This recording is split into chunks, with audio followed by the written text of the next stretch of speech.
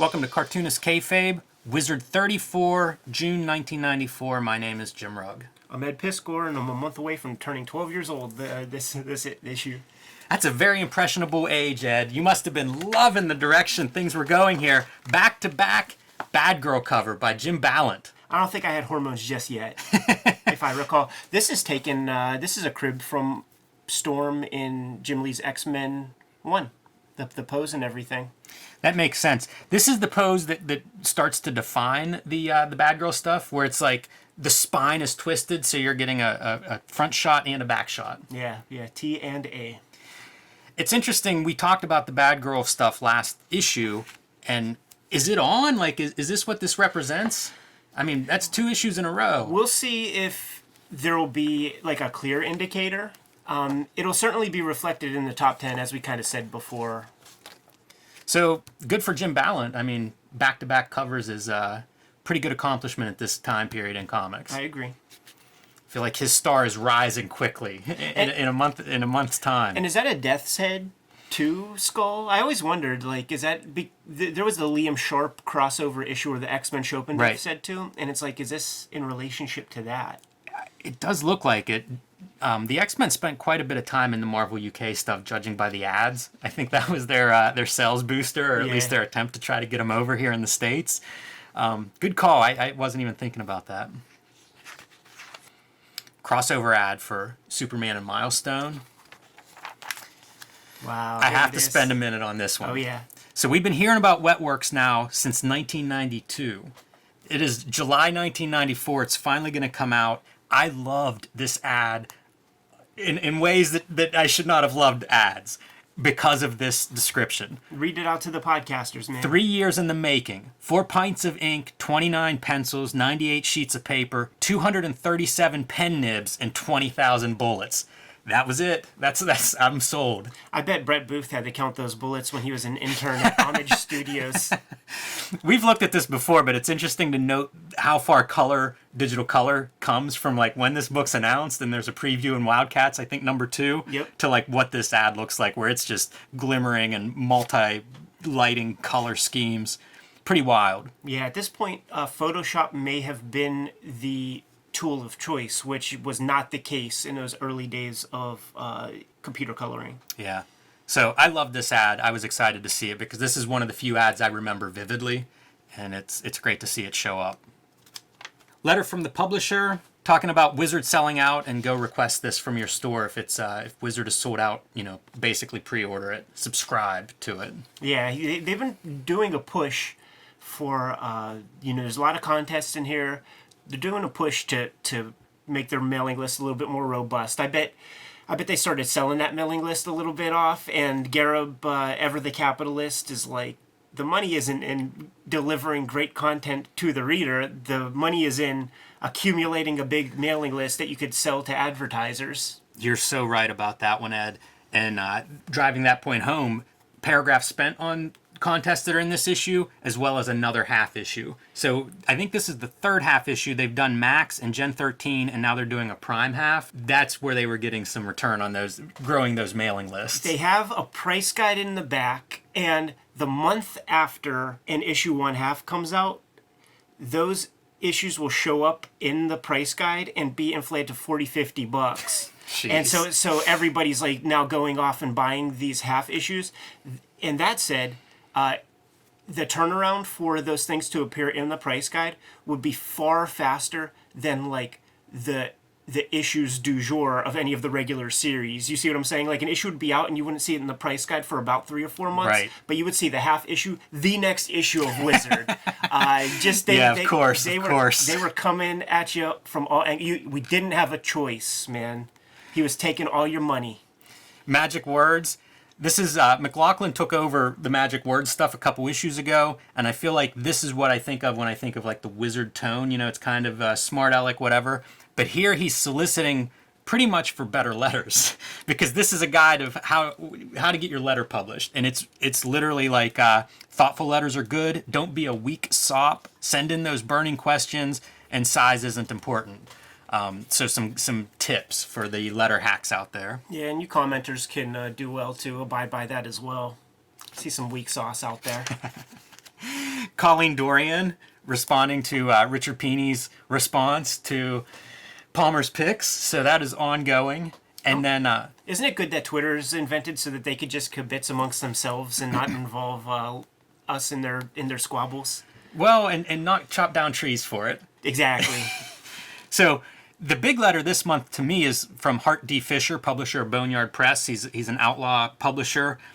We've talked a little bit about him here and there, and he's basically talking about Capital City Distribution has a new policy, fining companies that are late, canceling books, fining them if you cancel a book, and having minimums to order and stuff. And basically he's saying they're killing the indie comics. They want big books. They want books that are selling in big numbers that are most profitable for them. And so they've created this policy that's really hurting the small indies. But it's also a policy that is pretty much, if everybody's being honest, singling out the image guys. Like it's the image guys who have been abusing this thing, and stores are earmarking cash to be spent for certain things and not buying other books because they have money allocated to Pit number 4 that hasn't come out in 11 months. So they're really the culprits here. But these are also mega millionaires who won't mind paying a $600 fine. It's the little guys like Hart D. Fisher who could, $600 might be several months' rent, several car notes, significant money. He writes a good letter. Like the very first line is, as of February 1st, independent comic publishers are dead. That's starting strong. I bet Jim McLaughlin approves of that one. And he gets into, there's some self-promotion. He names a couple of issues he's had with specific books, like 400 copies of Rectum or Rectum, Halloween Fun, was not distributed by Capital City and eventually returned to him, which really, it stiffs him. He's getting no revenue for these books because I guess they thought it was poor taste, I suppose. He also talks about promoting comics and how hard he works to promote comics, citing his appearance on Sally Jesse Raphael's show. So, kind of an interesting letter. Yeah, he's on point a lot, and then he goes off the rails here and there, but the points that he makes are pretty sound in a lot of cases. It definitely brings up conversation, and I wonder if this was a letter that ran in Comics Journal also, because it feels like this is a letter worthy of talk about it as an industry, and it says Capital City declined to comment in this space, but I would imagine that he probably sent this letter to several outlets. Comics Buyer's Guide, maybe, probably anywhere that would run this type of letter or perhaps have an interest in these policies to try to make some noise. It's funny, he talks about where will the next generation of Alan Moore, Eric Larson, Jim Valentino's, Vince Locke's, Simon Bisley's, and Sam Keith's come from. I love the names who make the cut. He says they cut their teeth in the trenches of indie comics, and we'll be left with nothing but inbred mongoloids like Stephen Platt. And when he's citing his favorite indie books that are sort of the outliers, he's like, okay, man, like if you abide by these, if you keep these rules in place, no more Teenage Mutant Ninja Turtles, no more Bone, no Crow, no Cadillacs and Dinosaurs, Cerebus, The Tick, or frontier books like Faust. I think that's so interesting. There was such an error around that book. I wasn't noticing it beyond getting a couple issues and being blown away, but like seeing like how it was viewed. We've seen Faust. We call it out every time we see it in Wizard, and we've called it out a half a dozen times, and every one of them surprised me. And now we're seeing reverence for it. It'll be a year or two after this where Chris Rock is the host of the MTV Music Awards, and he says famously, the Spice Girls are like crack addicts. 5 million people are doing it, but nobody's talking about it.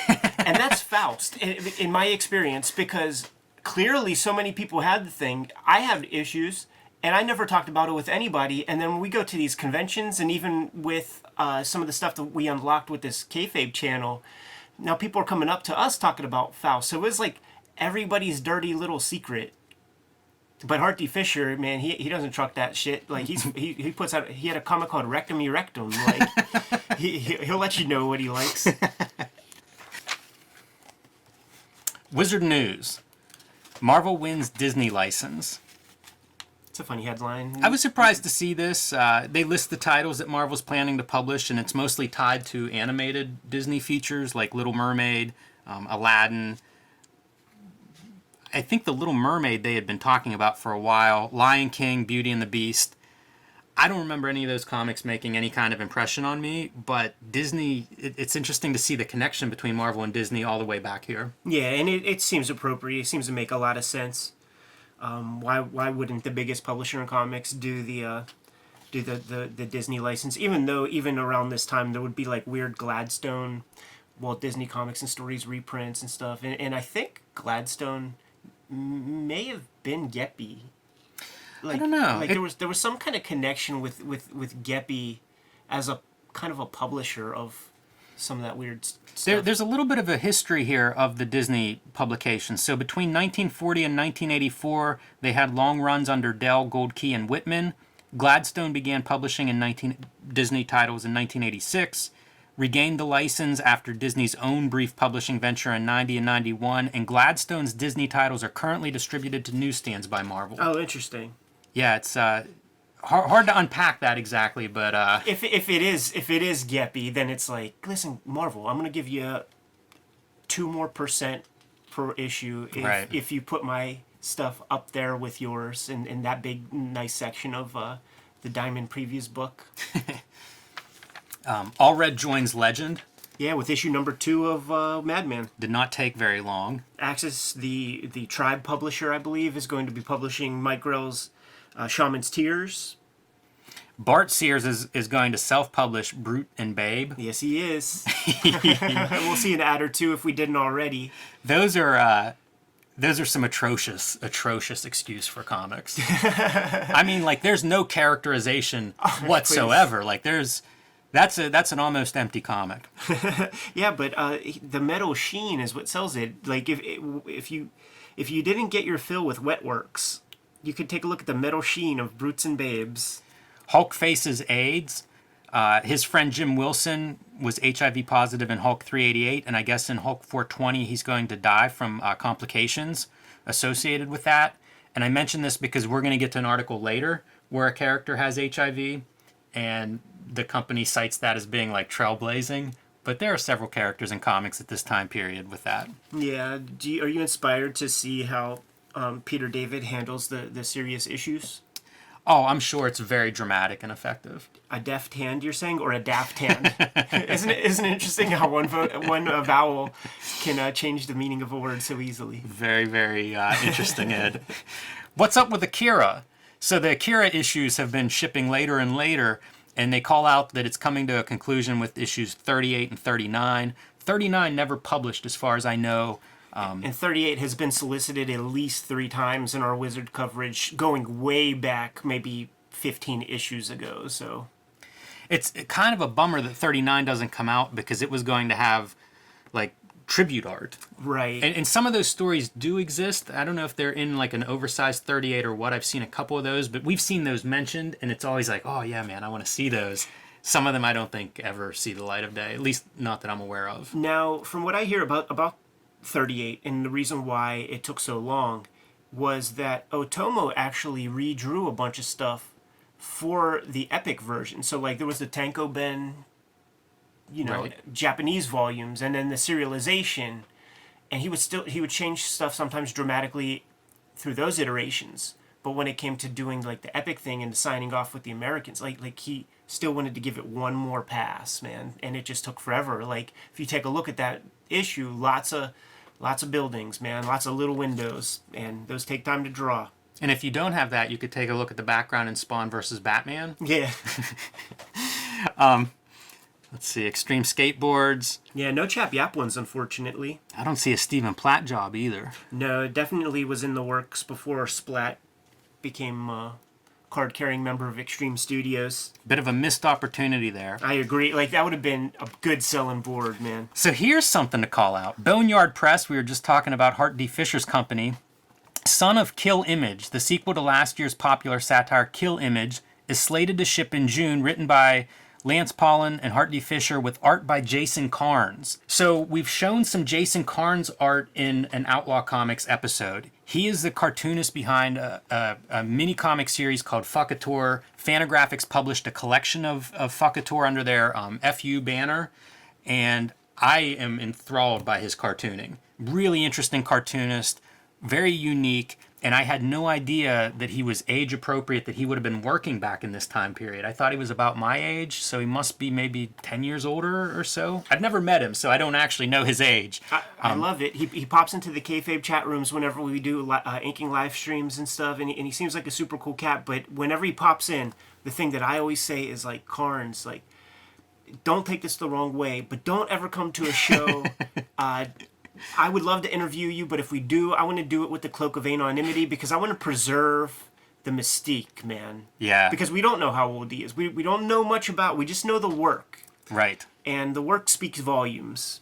This was never published as far as I know, but the next time he pops up in a live stream, Ed, ask him about it. I will. See what the deal is. This single illustration of Martha Washington Goes to War by Dave Gibbons, I have seen tattooed on no less than 3 people in my life so far. Wow. Yeah. Would not have expected that. Yeah, so to me, it's an iconic image for that reason. Sure. It's a nice ad layout. Mars Attacks, man. Card set in the 50s, I believe, that really inspired a whole generation, from Stephen King to Tim Burton. And it was very prohibitively expensive, and I'm sure it's even more so at this point. But Dinosaurs Attacks, that I call a close cousin, man, that came out in the 1980s, and I do have that set. These are interesting, and they made me think. I didn't get this Mars Attacks. This is the Topps Comics version. Yeah. But they do a Mars Attacks Image Comics. Oh, and I was like, oh man, is that run like at the same time? Is there some kind of crossover gimmick to that? So I looked those up because I have them. They're drawn by Andy Smith and Bill Sienkiewicz, and they are nice. They're from like 1997. It's not, as far as I can tell, any connection to this. It's very weird. Yeah, no, I remember them popping up a lot. Like, of course, the Tim Burton movie is going to happen soon if it hasn't happened already, and then that just like reignites the stuff. When Topps becomes a little bit. Well, this will be a Topps comic. Am I right? I think so, yes. Yeah. Like, I think they'll do several runs. That sounds right. I'm sure they got the license to it, so then you want to exploit it. And it is a recognizable name. In a comic shop, Mars Attacks is pretty well known. Yeah. And even outside of a shop, Mars Attacks is pretty well known. Yeah, Total Kitsch, like, has crossover. The great pinball. Amazing title. Like, that is a perfect title. Yes. Yeah, you're exactly right. Every now and then stuff hits perfectly. You don't need anything else except that title. That's Teenage Mutant Ninja Turtles for a different generation. Exactly. Anything stand out in the month in history? Action Comics #1, Kefauver investigation, which is like the Senate subcommittee hearings that led to the Comics Code. This Hellspawn is drawn by John Cleary, who we've looked at in the past. He's kind of a Todd McFarlane clone. Put him on the cover, man. I like the John Cleary stuff.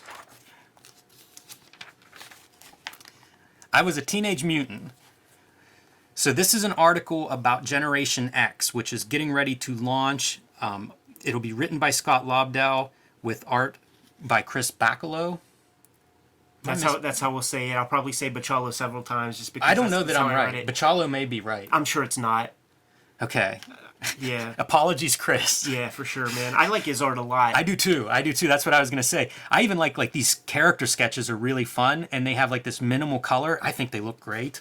Yeah, for sure. And these are very familiar to me because they would be published in the back matter of like some of the X-Men and stuff whenever they were promoting this shit. Jim, this is where little Eddie P is fully on board with comics, and I still remember grabbing anything that I grabbed off the rack.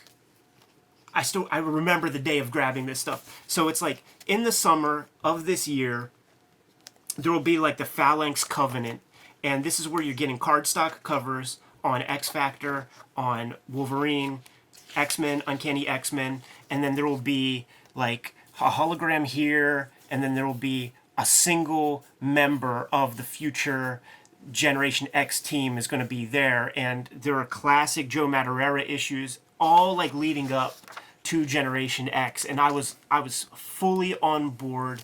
Of course, on the strength of the artwork, because it is the Mulkey brothers writing this stuff, and a couple of guys who had 100 matches, never won one battle. It's interesting to hear the build-up, because I had checked out of X-Men at this point, wasn't paying attention to any of it, and this is an issue I bought many years later. And I bought a lot of these because I do like how they look and stuff for sure. I have 75 issues of Generation X because somebody just divested their entire collection to me. The art looks great in it. It's cool that there was a nice big build to it. It's kind of in the tradition of something like New Mutants, the idea of a young generation of X-Men back in schools. It's smart. It's a smart franchise move. Like you can always have that incoming class of New Mutants. Right, and that was the intention of Claremont, was that the New Mutants will always graduate to be the X-Men, and then there'll always be a set of New Mutants. But we should talk the way his approach to Gateway was always super striking. That guy looks amazing. Yeah. It looks like there's some distortion stuff going on there too, almost like photocopy manipulation or something. And that's like classic Bachalo, as far as I'm concerned, from like the Death Days and or Ghost Rider 2099. I feel like he's cutting promos on Rob Liefeld with that right there. Yeah, you may be right. And I'm glad you mentioned Ghost Rider 2099. That's the thing he's doing at Marvel before he comes over to this book. An interesting looking book, too. Yeah, he'll do several something issues. Fun to dig out. Yeah, he'll do several issues and really kind of like make that book a little bit of a hit. Like he was on editors' radars, man, pretty much from the start. His stuff looked good, and at this time period, there were so many people that were aping the Jim Lee image style, even still at Marvel, and just falling miserably short. His stuff is distinct. I mean, there's some, you can see some influence. I think there's probably a little Art Adams influence at work here, but it's pretty distinct and unique to him and very strong. Of all those guys, I feel like his work is as good as anyone's. And man, he's on Generation X for a while. I don't know, 30 issues or something. It's a long run. Yeah, it is for sure. And but Bachalo, Madureira, and is it Ramos? Yes. Will eventually create the cliffhanger line at J. Scott Campbell will be a part of it too. He'll be a part of the cliffhanger imprint at Image Comics in a couple years. Bachalo's comic is called Steampunk. Whenever he, oh yeah, I do remember whenever that. he goes over to I'm not sure how many issues came out. Yeah. But that's a funny line. I hope we get to that point, the cliffhanger line. Oh, because some of them run a long time and some of them barely run at all. Right. I'm trying to think like what even runs a long time. I guess Danger Girl. No, I was thinking of Ramos's. Oh, did that run a while? Yeah, I can't even think of the name of it now. It's a Crimson. vampire gimmick. Yeah. So that's what this article is. It's basically the launch of this comic, and I have no complaints about it, man. I think this was kind of a cool book, probably one of the Marvel's highlights from this time period. Agreed. There's your Brute and Babe ad. See, man, look at that metal sheen. This thing was even packaged as like cards, like comic book page-sized cards that would come in kind of like a plastic sheath. I think it was called a tablet format or something absurd. Bullshit. But I mean, like, there's nothing. What is this about? Oh, yeah. In Darkest Night, so there's a new Green Lantern in town. There's been a big Hal Jordan turnover. I think it's been building for a while. I don't know if it's part of 0 Hour, but basically he destroys the Green Lantern Corps, and now Kyle Rayner is the new Green Lantern. First thing I think about is, reminds me of the wrestler, the Hurricane Helms. And why is that? He looks like that. Like, that's Hurricane. They look very similar. Jim, in previous issues, there would be the top 10 books, and it would be, Prophet and Stephen Platt Moon Knights, and it would be Batman's Spawn versus Batman, etc., so forth. And then there would be an issue of Green Lantern that would show up on that shit. And I hypothesized, I bet they must have given Patrick Daniel O'Neill a bone. They had to let him choose one. Right. Just take a look at the author of this very article, man. Oh, no. Patrick Daniel O'Neill. There you have it. Undisputed evidence that the reason why this dumbass comic gets so much shine in these pages of Wizard, because it actually had the opposite effect on me when I was a kid reading this stuff. When they were like trying to shove this down my throat and tell me that that's cool. Don't take advantage of me. Like I know this is not fucking cool. You could tell me 1,000,000 times that this is cool, and I'm going to butt heads with you every time. And this is where the homunculus kayfabe comments come in. You gotta give Emerald Dawn a shot. Ron Morris is awesome. I can remember in the early days of like Newsarama and commentators underneath, somebody digging at somebody with the anatomically correct Green Lantern statue. And it always stood out to me as like the funniest insult. There's stuff in this article. I like their description of what they're doing with Green Lantern. I didn't read any of these. I don't care about Green Lantern.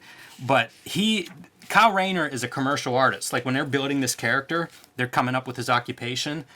Interesting because there aren't a lot of artist characters in these comics, so that's kind of cool. But the neat part about that is he's very creative, so his imagination can be used with the green ring. It sounds like a good idea. Yeah. And then the other piece that I pulled out of here is he's a very optimistic character, this new Kyle Rayner, so it's not grim and gritty comics. Like I said, I didn't read any of them. It wasn't enough to get me on board, but that's kind of the summation of the article. Ooh, here we got the first inklings of another comic that'll take 1,000,000 years to show up. So Jay Lee, who I was really high on at this point, is doing his creator-owned title, Hellshock. This is just an ad for it, so we won't get into the nitty-gritty too much. I think the ad looks really cool. I love this yellow highlight, like side lighting on his face. Looks great. This was one of the more disappointing books for me as a reader. Yeah, it's unfortunate. I think it doesn't, like, issue 1 is kind of interesting. It doesn't work. And I think a part of what fucked it up was such heavy promotion and build-up for so long before it came out. I seem to remember that. Like, we would see ads for it far in advance of, like, when the thing came out. And it's kind of like the way in an earlier generation it was Mr. X. And Dean Motter and Paul Rivochet had so many posters and ads placed in Vortex Comics and Comics Journal, like all these for years. And even the Hernandez brothers couldn't save that thing to make it cool, So like, there's a cycle of promotion that should be done. There's a few things that happen with this book. One of them is Jay Lee goes from like crazy busy, where he's drawing in some cases 9 pages a day, and it's just like slinging ink, man. That's some of my favorite stuff comes out of that time period. So when he gets to Hellshock, he gets to slow down and really focus on it. His style starts to shift a little bit away from that kind of silhouette heavy, dark ink heavy, into more of photo reference, more drawing. It's probably a better craftsman, but it's not as exciting to me on that level. And then the other piece is the religious element, which you've talked about in regards to Deathblow, and it's like, it's impossible to make this stuff work, Preacher being the exception that proves the rule. And I think that this book probably suffers a little bit from that, where it's like, I'm just not that interested. Yeah, and by my lights, the reason Preacher is successful is because it's handled in a very tongue-in-cheek fashion. And these guys, including Deathblow, they're like serious as hell, but they do not have the vocabulary or the literary tools to accomplish what they see in their mind. It just comes off as basically the definition of pretentious. Yeah, I think biblical storytelling is it's so steeped in a tradition that's far removed from this kind of stuff. I think it's hard to translate that, especially if you're religious and you're trying to be faithful, to the source material. I think it's tough. I mean, this would be an incredible Crow-like outlaw comic if he would have leaned heavier in that direction, man. The ad looks cool, man. I was on board at this stage. Sign me up. The drawing board, the showcase of comic book fan art. So always a fun flip through. I didn't pull anyone out as future stars, but there is an entry from Pittsburgh, PA, Private American. Yeah, pretty fun. Looks very Wallywood inspired. I like this Joker that's piece a good right Joker. here, man. Like I would like this person to keep their career going and keep drawing, because the mania of that I could see going places. Yeah, that looks like somebody that could be scooped up by Extreme Studios. Yeah. The next Jeff Matsuda. And that trencher is really awesome. It's a good trencher. By Brad Green. Has some Bisley flavor to it, but doesn't completely betray the Giffen. It's a really good trencher. Like, Yeah. I would read a trencher comic that looks like this. If Giffen just wanted to write one, and if he was too busy to draw it. Oh, and look, it's an editorial cartoon. Gun control.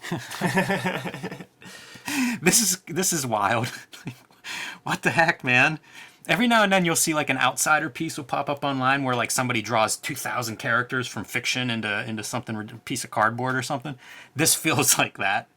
Yeah, like I get the sense that they're putting in all of just their favorite guys because it doesn't have continuity in any real way. No, not at all. I think this is Madman down here in the corner. Oh yeah, totally is. So it's all over the place. Awesome. Mullet-headed Superman. And look, they're going to do more atrocities to Batman. I think this is where he gets the red Transformer outfit, the red Power Ranger outfit. Man, I don't even remember that. I thought this is whenever Bruce Wayne was going to come back. Maybe that'll be the next one, and these will be like taped together. Contest to go bowling with Joe Quesada. This stupid ass feature. Yeah. What? Isn't every letter that comes in saying, please stop this stupidity? What do people tolerate? And what is that? Right. There's your Mars Attacks ad. Yeah. And Keith Giffen involved with the story of that, but not drawing it. And what would have been here is a giant Hulk piece on one end and some more like Ultraverse bullshit on the other. What the heck is that? That's the Hulk AIDS piece. Yeah. That's cheerful. You want to put that on your wall. I know, right? 12-year-old kid that's reading Wizard. Brutes and Babes. So, I think we've said it several times. This column is so inconsistent. Mm-hmm. So we're going back to basic drawing in this one, and we're starting with a square, triangle, and a circle. Feels like this could have been maybe the first Brutes and Babes, or the second one, or the third one. But hey, we'll take it here in like entry 20. You gotta learn the basics sometime. Assuming that he received many submissions with some of the plots he's given, and maybe he's reconvening and just saying, like, we need to get back to basics. That's what I was thinking, too. He does get into a little bit of complex arrangement, so once you've got these kind of shapes figured out, how do you put them together as a person and then draw perspective?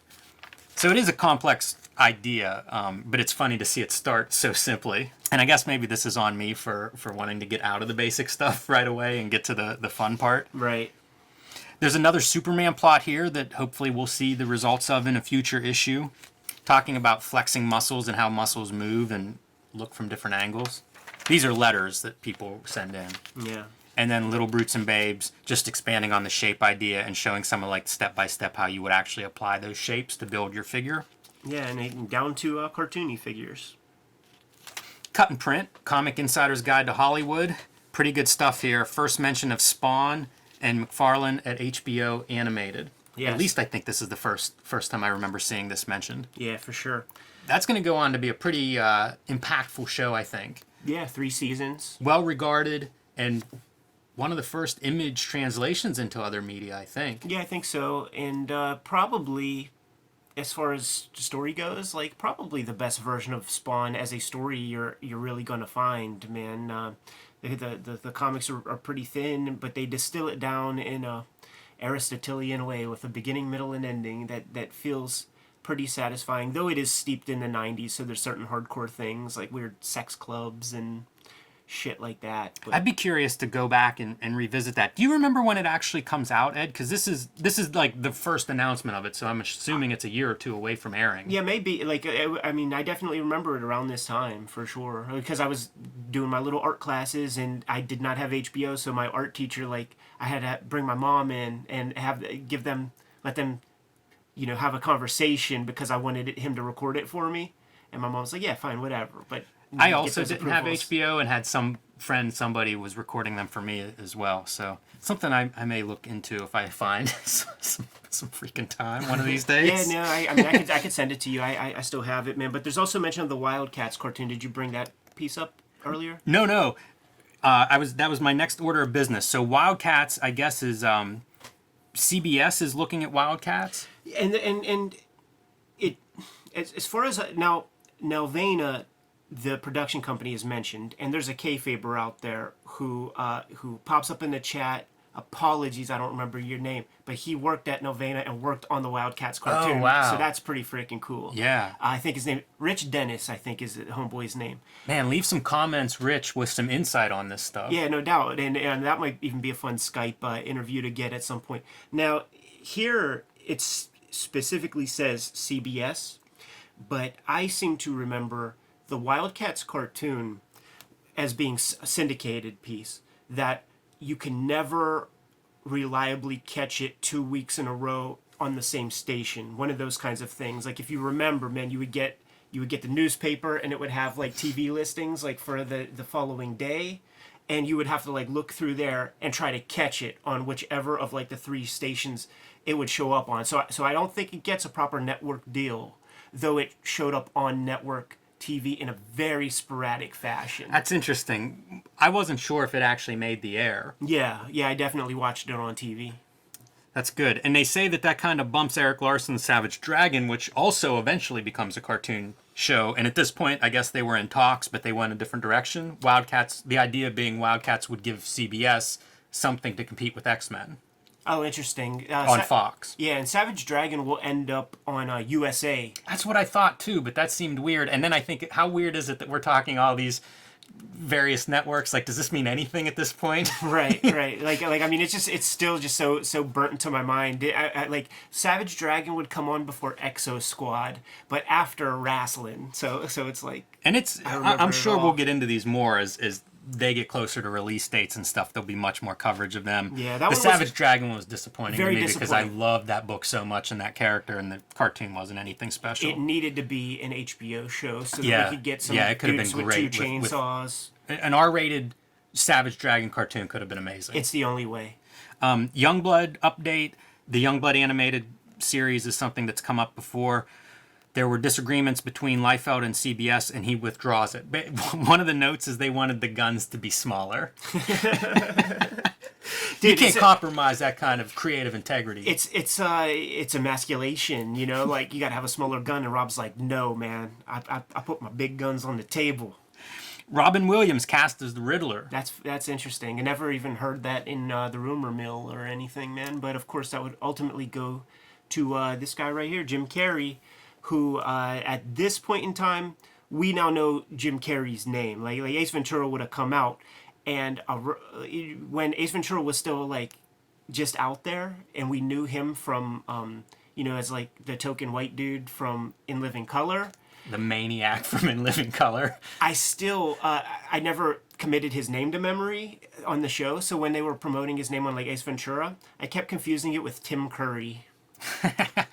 That's funny. Yeah, he becomes the Riddler, and then I think there's some famous... that set wasn't a good set. I think there were problems with the director. I think there were problems with Tommy Lee Jones, with Jim Carrey. Yeah, and Tommy Lee Jones, he'll play Two-Face. Do you remember who played Harvey Dent in the Michael Keaton Batman? No. It was Billy D. Williams. Oh, wow. Yeah, that's it's been a while for me. The Mask is interesting. I'm glad to see it covered because I feel like it's one of those early comic book movies that did well and kind of looked good. Although you can really see the where computer graphics were at that time. Yeah, especially this. I mean, video games do better than that now. Yeah, I rewatched some of The Mask recently, and it reminds me a little bit of like Dick Tracy in the way color is used. It's very, very bright, or at least some of the colors very, very bright and saturated and interesting. Makes a lot of sense. There's a Jay Lee Spider-Man. Prime Suspect. Artist Norm Brayfogle discusses the art of Prime, his 6-year tenure with Batman, and why he's not copying Neil Adams. I was a Norm Brayfogle fan. Mm-hmm. I liked his art. I was reading Batman a little bit whenever he was drawing that. Yeah, me too. Whenever he went to Prime, I thought it looked really good. One of the few Ultraverse books that I think still looks really good. So I was a fan of him, and I think he drew like nobody else, which is part of, in hindsight, probably why I remain a fan of his. Yeah. Yeah, no, I was a giant fan. I read Batman month in, month out when he was a part of it. Was he on Detective or was it Batman? I forget. I think it was Detective. Yeah, I don't remember, and he may have even been on both. I think like he did Shadow of the Bat at some point whenever that launched. Yeah, and he did some Elseworld one-shot kind of stuff. Yeah, did some of the Mud Pack story, the famous Mud Pack Clayface shit is what I recall. He there's a great story told in here about one of his early stories when he was trying to break in. He did a Batman story. DC didn't want it. Marvel picked it up. It ran, I think, in the back of the Marvel fanfare with the Frank Miller Captain America story. Number 29. And when Jim Shooter saw that, he redrew Batman as Captain America. And when Jim Shooter saw the story in print, he was like, "This isn't right. This isn't. Doesn't seem like Captain America behavior. This is like Batman behavior." Yeah. I thought that's kind of amazing. Yeah. I have to go back through my American flags because he did a backup feature called Bob Violence. Yes. And I have like the first 30 issues of American Flag, so I must have some of that, unless it comes later, like after the Howard Chaykin issues. Yeah, I don't know when that starts. Did Alan Moore write that? No, Alan Moore wrote like 3. Well, he wrote some backups. I don't know that he wrote the Bob Violence stuff, but he also wrote several, like a story in American Flag proper too. So there were a few things that I pull out of this interview that stood out to me. One, as I said, he had a very unique style. Like, think about the image stuff that we've shown off. You know, it doesn't look like this. Certainly the rendering, like that finished top-level style, doesn't look like that. Really good at drawing veins and muscles and stuff. And he talks about consciously developing that style with speed in mind and also fluidity, which is something that comes up in terms of describing his style. And I think that's a great term for comics. I interpret that as like movement and stuff. But that conscious idea about being fast makes a lot of sense. He said he compares fine art versus commercial art. I guess he went to school for commercial art, I think. But he compares fine art versus commercial art, and he says comics are like fine art because like they're not being used to sell something. They are the thing. So that's kind of fun to think about. Yeah, and when they show off this Breyfogle portfolio here, and we see several painted pieces, I didn't know that was in his Orvo, or however you say that word, man. I didn't know he could do that sort of thing. Yeah, definitely. I don't think he was known for it, but I guess he did do it here and there. He did the Whispers that he drew would have painted covers by him, and they look really good. Yeah, we should say he had a choice at that part of his career, man. It was between Whisper or Unicorn Island or Isle, one of those Apple books or whatever, man. I have a couple of those things. No, who would want to draw that Unicorn Isle thing? I like Whisper a lot. Yeah. For a ninja comic, it's really good. So it's kind of cool that he draws, I don't know, a year or so on it. Yeah, it's between a ninja comic or like a schmaltzy, girly, rainbow bright unicorn comic. I just grabbed a couple of short Breyfogle, fill-in issue type things that I like and thought I would do a flip through. So he did an issue of Lobo, and I wish he would have done a lot of Lobo. I think he would have been a really good Lobo artist because of that combination of strong muscle, dynamic action, but also cartoony. So in this issue, Lobo fights this, again, cartoon-looking barbarian Viking type guy, while people are doing, while she's doing rails in the background.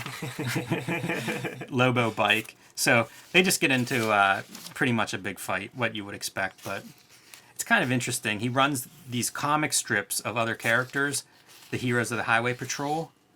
And he has Fred Hembeck elbows. Yes, run through this story throughout the whole issue. So that one's kind of good, but he also, Acclaim at some point buys Valiant. I believe this is once Acclaim took it over, and they kind of relaunched these books with, greater eye towards contemporary art.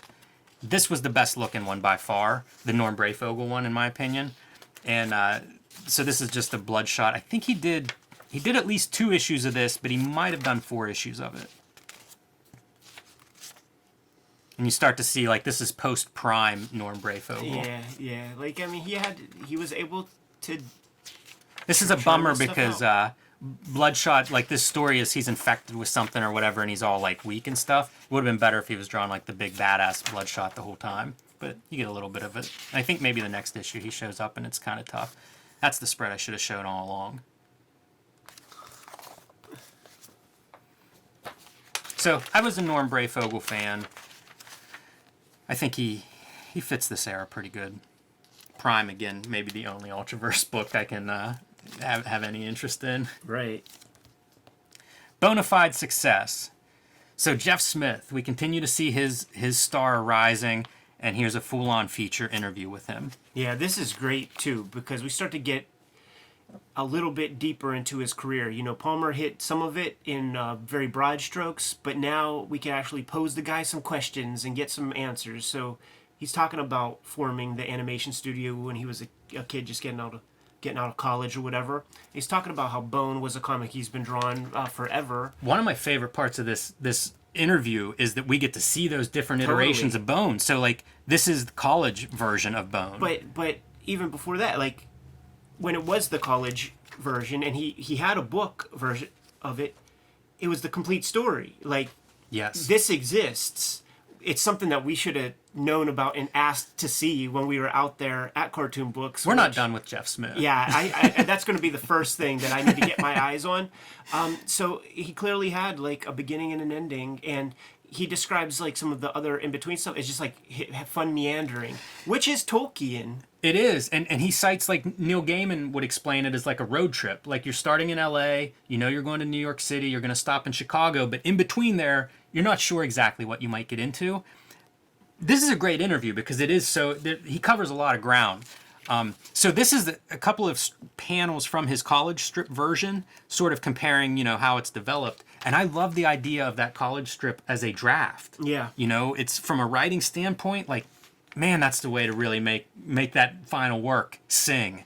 And these are like some of the oldest drawings, and this is from whenever he was a kid. Yeah. So like he did versions of these characters his whole life, and each version was like the revised iteration until you get to the one that Cartoon Books is now publishing here in the early 90s that of course we all know.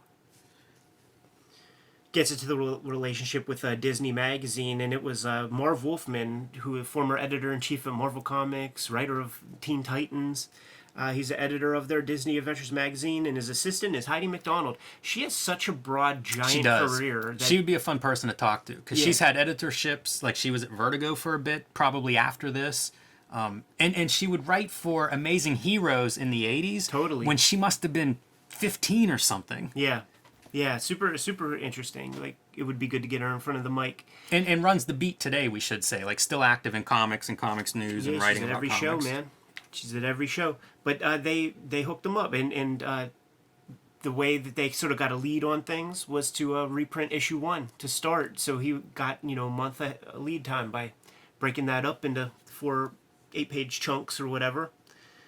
And from what I understand, the way it reads here is the material that's in there isn't in the issues. Like when he starts to do comics in there, the way that it reads is that this is unique to Disney Adventures, so it's not just a serialization of the actual comics. Yeah, I don't know if it's all unique or if it's just maybe an 8-page chapter. Yeah. And then I think it might lead into reprints or something. But he's like, I will reprint it because it takes place between Bone 13 and 14. Yeah, pretty good interview. A couple other notes that I had is Walt Kelly's Pogo is always cited as a big influence by Jeff Smith.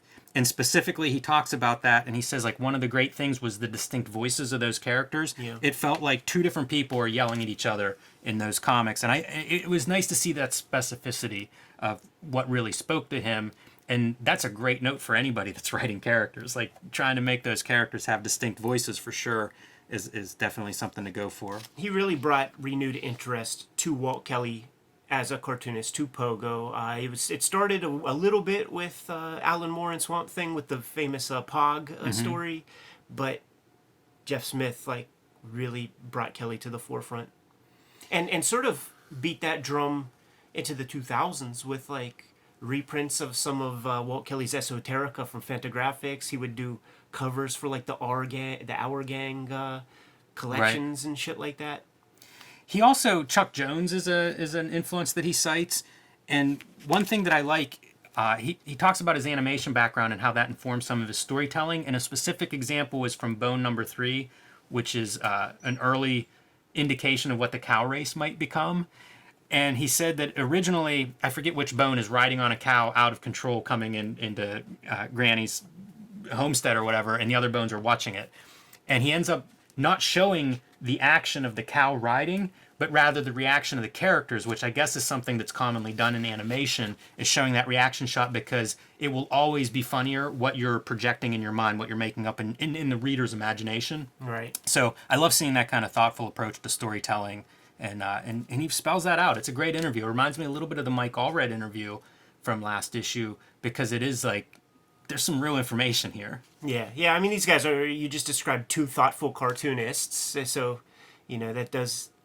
that is a change of pace from probably where our next conversation is going to go. Storm warning. Joseph A. Zukowski quits his job as a teacher. I think he actually gets laid off and starts this company, Lightning Comics. We've looked at a Lightning Comics title in the past. Whenever one of their first books was released in the number ones, we took a look at that. I believe it was Bloodfire, which I actually liked. It was, if memory serves, colored with markers. Kind of interesting. And this company is coming out in 1993, which even in this header, they're talking about the war of the new superhero universes, and they're already referring to that summer of 93 as the glut. And so that's where this company kind of begins. And one of their gimmicks is that they're not going to print more than 250,000 copies of an issue. I like that you call it a gimmick because it truly is. This is not the first time we've seen them say that, and that's a nice big number that is perfect for kayfabe because it suggests you have to hit that number or that it might be possible to even hit that. Now their biggest success to date at this point was, I guess, Bloodfire hit about 40 or 50,000 copies, which is cool, but some other gimmick stuff, he says, is that they will never reprint something inside of 1 year because he doesn't want to leave retailers holding the bag, like having dead stock on their shelves potentially. And that's something that I think that kayfabers don't realize is that us as creators, our customers are basically the stores and distributors. You know what I mean? Like when we report a sellout, you might still find those books in the comic shop. Yeah, and to your point, Ed, Zukowski, I don't know if he was doing it while he was teaching or after he got laid off, but was selling books. So he was setting up at conventions and things and selling books. So like he had that connection to retailers, to comic book sales people, and recognized that's a thing. Like he seems considerate of them, considerate of the idea of collectors, collector friendly by not overprinting, by not reprinting, stuff like that. So they start out, they have 3 titles initially. Purg, which is kind of a supernatural gimmick, and I like the cover image here. I've not read Purg or Purge, not sure how you pronounce that, but it reminds me of the Undertaker, just the image of that cover. Yeah, sure. And I like how it looks. Like that's one that I may pull out of a 50-cent bin if I come across it. I like how it looks in this thumbnail size. That's fair. I actually have this issue. If I come across it, I will happily give it to you, Jimbo. As I mentioned, I did like Bloodfire, and it's kind of that classic vigilante superhero with guns, super soldier kind of background. He mentions that the Bloodfire character is HIV positive, and how that's kind of a unique characteristic. That was a little bit trendy in comics at this time. Bloodfire, earlier in this issue, we saw Peter David talking about a character in the Hulk that had HIV and then died from complications from AIDS. Chapel and Shadowhawk at Image both are HIV positive, I believe. So that was not quite as unique as he's describing it here for Bloodfire. This is just the most on the nose application of the HIV, the AIDS virus, because the fucking character's name is Bloodfire. Very, very true. Very true. Here you can see some of the marker coloring that I'm talking about. And it bums me out in the course of this interview. He talks about the company as it progresses. Now it's all digital coloring, which, this is the transitional time period when most of these companies were all moving in that direction. But it bums me out because, I like this look. It's different. It's different than all those digital colored pieces. What I'm pointing out right there is sort of how there is a trend. The people who are getting into comics right now, their generic character face they all resemble the same kind of drawing style, man. And the way that the face would look in the 80s with like the black and white boom people, it would have a far more like Barry Windsor Smith tone. Like everybody was inspired by Conan back then, but this is the Jim Lee era. So when people are drawing these front-on views with these very jagged cheekbones and stuff, it's a Jim Lee wannabe thing, and you see that kind of image often in these 90s comics. Yeah, I think a young artist, this is like the pose that you learn to do. You know, the straight on pose is one of the first ones you learn. Straight from Bart Sears' Brutes and Babes. Another thing to call attention to in this comic is the lettering. It's digital lettering, and you can see how it doesn't fit comfortably with some of those characters. You know, it's added afterwards and not really considered in the composition. I got a lot of these comics in grab bags from the dollar store. There were like 3 for $1 packs. There would be a Warriors of Plasm in every single pack.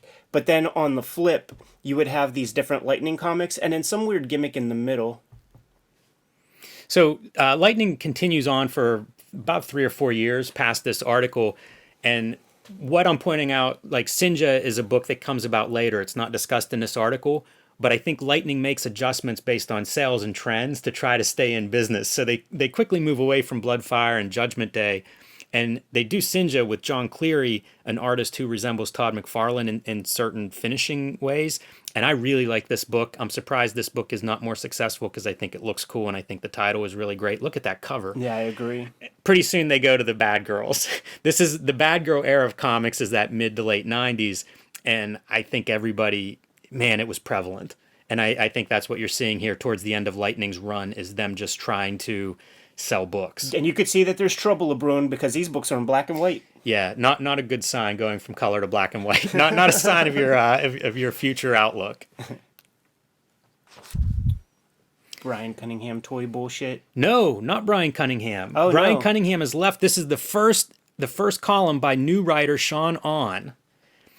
He is a young kid here. I think he's I don't know, maybe 17, 18 at this point, but he's given some background intro to himself. He opened his first store at age 15. And so I Googled just to see what he's up to, if he's still around comics, toys, any of this business. And he is. He's an editor-in-chief at thenerdy.com. So I'm a little bit sad to see Brian Cunningham leave. I enjoyed several of his columns throughout this Wizard reread. He's going to fail upwards and become an editor at DC Comics. Yeah, and I think he's taking on more of an editorial role here at Wizard at this time as well. But new columnist Sean On, I'm not sure how long he stays on, but at least for a few issues. Look at that, man. 1963 toys. Great figure. Terror Incorporated. Like, every single one of these choices I abide by, except for that Stiltman right there, man. Like, not even Frank Miller can make Stiltman look cool. It's a good figure, though. It's a very nice looking photograph, but yeah, not a very good figure or character to start with. Oh, man. Palmer's Picks. I was appreciative of this Palmer's Picks, Jim, because I frankly don't know where to begin when it comes to martial law. Yeah, martial law, Tom Palmer lays out martial law in like a revisionist superhero subgenre. This would include things like Watchmen, to some extent Dark Knight. I loved revisionist superheroes. Brat Pack, Rick Veitch's Brat Pack, we've talked about several times. This was my favorite subgenre for a while in comics, and martial law fits right in. It's by Pat Mills and Kevin O'Neill. Kevin O'Neill, of course, well known for League of Extraordinary Gentlemen, his collaboration with Alan Moore.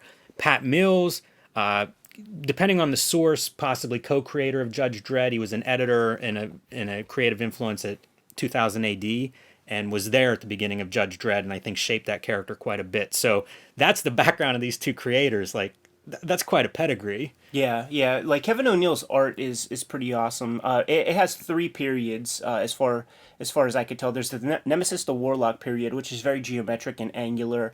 Then there's the martial law period, and then, of course, like you said, we're in the League of Extraordinary Gentlemen period at this point. But the first martial law story was the epic miniseries called Fear and Loathing. So it was cool to just like get this kind of bibliography of the characters so that I know what the heck I'm getting whenever I pick up a new martial law comic. And some of these comics, I believe Kevin O'Neill is actually coloring them too, in addition to penciling and inking. And those credits will divvy up as we go through several of these books, he's not always doing everything. But I believe in this one, he is doing drawing and coloring, and I think this is a beautiful looking comic. Look at that bullet-headed guy, man. Considering like the grotesque nature of the story they're telling, the art, it's perfect. It's such a contrast to that darkness and distorted, gross part. And yet the color is just that bright, saturated, what you want out of a superhero comic. I think that we made note, too, that Kevin O'Neill was, like, one of the only artists who was, like, banned from distribution, not for subject matter, but just because his style creeped them out. Right. Yeah, and man, you can see why. It's so close to being what would be mainstream, and yet there's some darkness that just lingers, some twist, some caricature, something. It could be the line quality, pretty unique. So I'm going to read through the bibliography real quick. The first story is called Fear and Loathing, then Crime and Punishment, Martial Law Takes Manhattan, Kingdom of the Blind comes next, and that was serialized from the Toxic magazine strips.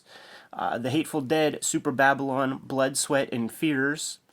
Law in Hell is going to be coming up, and we'll show off a couple of pages of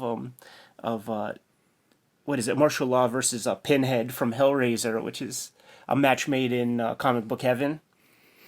Yeah, one thing Tom Palmer calls out in regards to this work is Kurtzman's influence, particularly his mad superhero parodies and satires like Super Duper Man as being a big influence. The more interviews that you read from the British creators of that generation, the Kurtzman influence is huge. And then you read the Kurtzman stuff, you read Super Duper Man, read any freaking John Wagner, Judge Dredd strip, and you see that like they take like a germ of what's going on today, and then they just accelerate it and heighten it, and just abuse the thing for purposes of parody and satire. Man, these things look good. I also think of something like Lobo and Simon Bisley whenever I see this. Bisley also, coming from the UK. I feel like a lot of the artists of this era that come out of the UK, there are overlapping influence. It's kind of a small community, and I think there's a lot of overlap, and I think there's a lot of artists looking at each other and probably trying to one-up each other, taking bits and pieces and having a lot of influences in common. But I think this sits perfectly on your shelf next to a collection of Bisley Lobo. There were particular creators and particular collectors back in these days. So the kids that I would hang out with who would have this like Martial Law meets Pinhead, they definitely had every Bisley Lobo comic, and they might have even stretched their muscles far enough to get a hold of some of the 2000 ADs that the Biz drew and Kevin O'Neill was a part of. I know for a fact that like I have a robust Nemesis the Warlock collection, so I could speak pretty closely about that stuff. Look at that dinosaur, dude. Yeah, Pinhead seems like a kind of a funny team up, but also works perfectly. I agree. And Kevin O'Neill can draw everything. He has kind of a deceptive style, but man, everything he draws looks pretty good. Yeah, look at that Savage Dragon. Yeah, here's a little glimpse into the future. We're getting ahead of Tom Palmer here by a couple years. Interesting to see it in black and white. Agree. But I realized when I was looking through this, like, I do see some Eric Larson possibly influenced by Kevin O'Neill, or possibly those guys sharing a similar influence. Which would be Kirby, like the hyperbole of like the Kirby foreshortening and stuff. Oh, poor Bambi. Yeah, you don't want to be in a Kevin O'Neill comic book. Great series, man. This is one you can find. This is one I see a lot whenever I'm back issue diving. So, because of when it was printed in the early 90s, at least some of them, that's a time of just excess. Like we were talking about the lightning bolt comics, doing 40 or 50,000. That was the time period. So, if you find some of these martial laws from that time period, there is excess, and you can find those in back issue bins. Before we get out of here, Tom Palmer highlights the Poop Sheet by Rick Bradford, which was a newsletter back in these days, something I actually didn't know about because it then became a website that was very robust and is, he still pays the fee on that, man. So it's still alive, and you could find amazing, great fanzine scans and stuff. Top 10 heroes and villains of the month. They always make efforts to use the most ridiculous images of the characters. Like, look at that Wolverine, man. There's some great ones in here. The Spawn with the big nose. And the Prime with the excessive chin. Looks like that Captain Everything character from the Jim Valentino comics. Wow, good pull. And that Kelly Jones, that unmistakable Kelly Jones Batman neck muscle. Comic Watch, Uncanny X-Men 221. This is the first appearance of Mr. Sinister. Yeah, but you should really buy it for the great Mark Silvestri, Dan Green artwork. It's funny, they highlight the books that have gone up in value since they were last in this column. This one's like $2, but occasionally there's no book. I think they're from a year ago, so occasionally they don't have that, and you know that book just didn't go up at all. Yeah, that Iron Man comic, man, with first appearance of James Rhodes, and then Amazing Spider-Man 194, first appearance of Black Cat, and you could see that it's like the bleeding edge version of the Black Cat costume. Like, they'll go on to shape and refine it, and I bet you if you look inside, maybe it starts to take shape into like how we recognize the character. You know, here there's all white for the eyes. That changes quickly. Like you never in the 80s you never saw her drawn with just the whites in her eyes, man. Yeah, a lot of the Marvel characters that would be invented would go through this, you know, where they would seem to change over the first several appearances. And I think it's because of the monthly schedule. Like, this stuff was just coming out so fast. You didn't have time to develop these characters wholly. You know, a lot of that development would happen over maybe a couple of appearances or a couple of artists, or an artist that just, you know, was better at character design or costume design than someone else. Ron Friends calls it a game of telephone that the artist would play, trying to interpret everybody's ticks whenever it comes to drawing fresh characters. And just one more winding back the watch piece would be the Sandman issue 8, first appearance of Death. Years ago, 1 year ago, it was worth $13 as per Wizard. Now it's worth $43.50. Goth period in America, man. Very, very hip and trendy. That's a good issue. Rereading Sandman, that's an issue to me where things really start to coalesce. Yeah, it becomes the Neil Gaiman Sandman, man. This is where Tori Amos is like all over it, we'll say.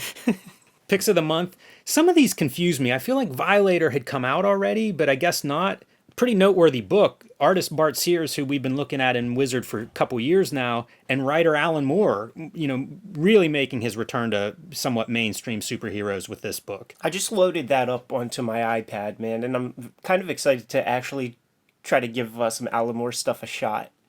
Some Alan Moore Image comics a chance. There are some bad comics coming out too, like Force Works #1, Star Watchers #1. Like, these are just turds. They're trying to figure something out, man, and it just this is what happens when the creatives leave, and it's bean counters making the broad decisions.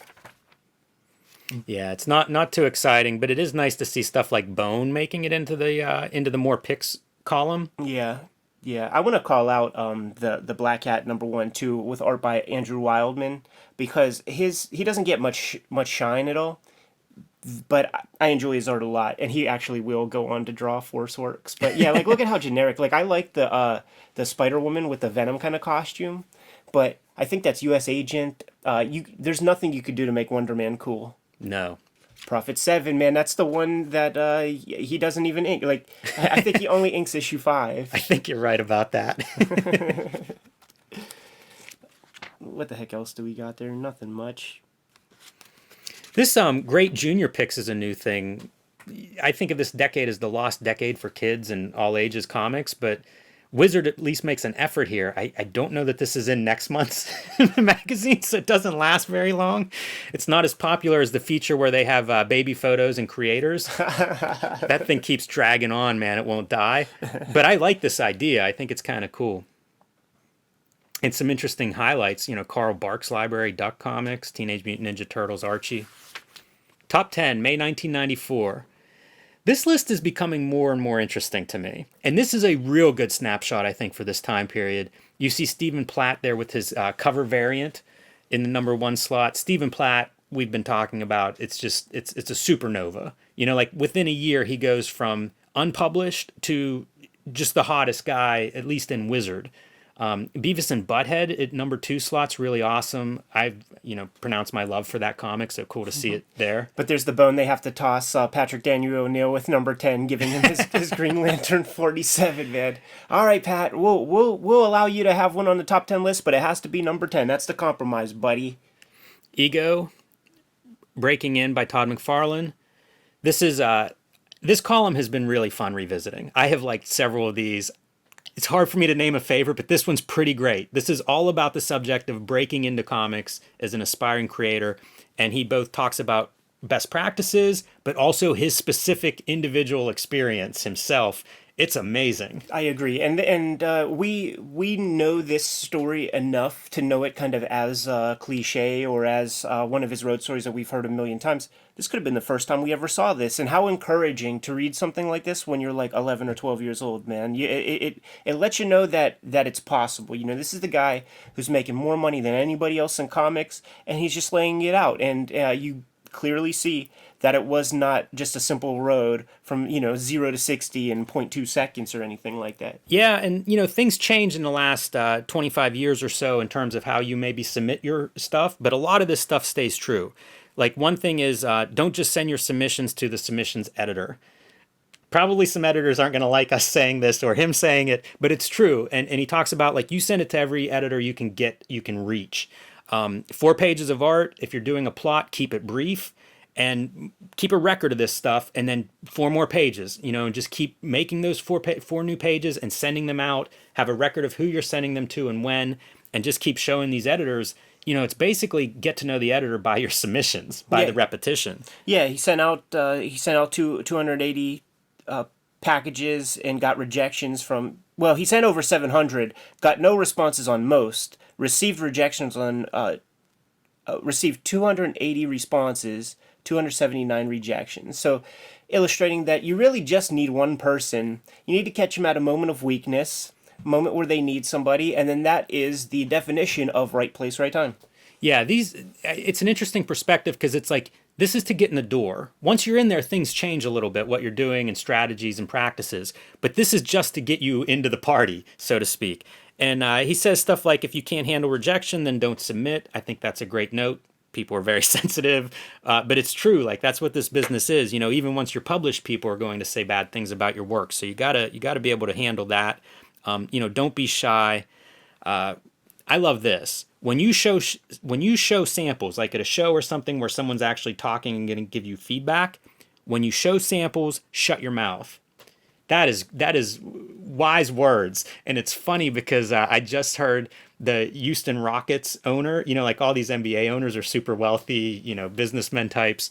And his book that he just released is Shut Up and Listen.